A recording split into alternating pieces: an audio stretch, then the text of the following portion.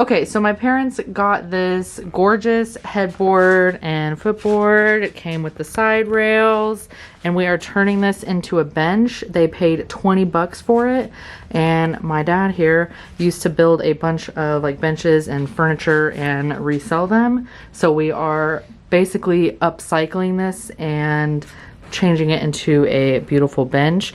So we just figured out we're going to have the seat right here at 20 inches.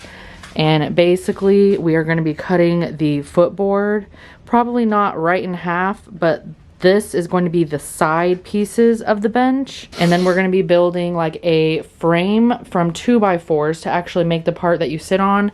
And then we're going to be using this side rail to cover up the front of that. That puts us at 16 here. Okay. So that's pretty good, right? Yeah.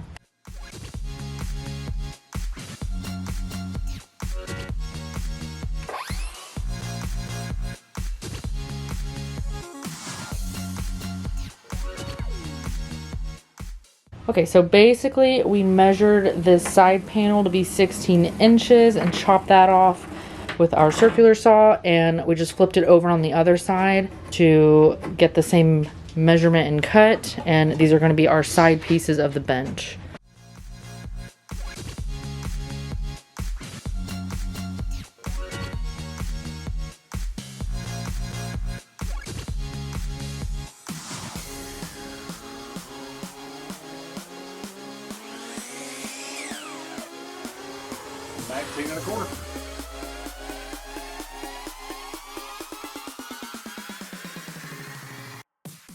So we have attached our side pieces, and now we are building the brace that the seat is going to be sitting on. So we have this 2x4, and yours is going to be different depending on what kind of a headboard you get. So we had to cut a little notch in here on both sides to fit around that molding edge. So then we're also going to cut a piece here on this edge, that side, have another 2x4 going across, and then probably 2 support beams in the middle, and then we can start laying down our wood. But we're going to be gluing down our 2x4s and then screwing them in for extra support.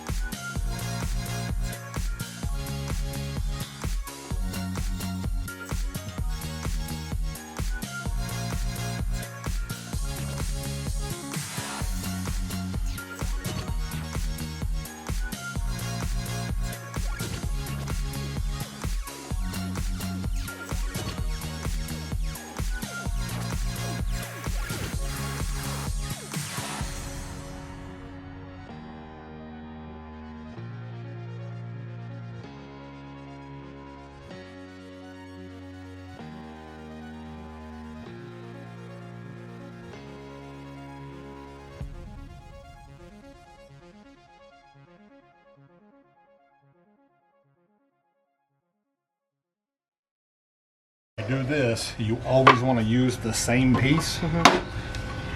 So they're all uniform. Because if you're off a hair on the next one and then use that one and you're off a hair, by the time you're done, you're off an 8.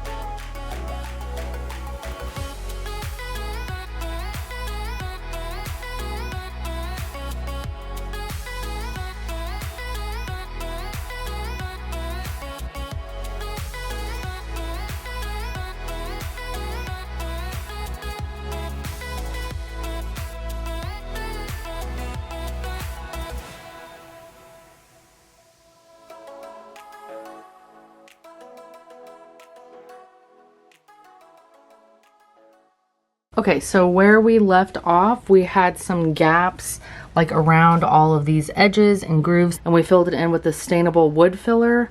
It's kind of just like putty, and then you let it completely dry for a day, and then you sand it down so you can hardly tell that we even did that. And then while I was still sleeping, my dad went ahead and painted over. This was all white, and he painted over with this really pretty like aqua mint color. It was one of those like clearance mistake paints that you can get for kind of cheap from Lowe's for like 10 bucks. So he used that, and then he just went over with his sander, and also he said this super nifty little scraper. Did a lot of all these like scuff marks and where you see all of the brown. So we're just going around and kind of adding some more just to give it some more dimension and rough it up a little bit because we like that look. And then once we are done with that, we will stain the seat here to kind of match like this brown tone that's underneath all of that. And then once all that is dried and cured, we will be coating it in polyacrylic to seal it all in and give it a nice little protective coat. And just a pro tip, polyacrylic does not yellow over time like polyurethane does.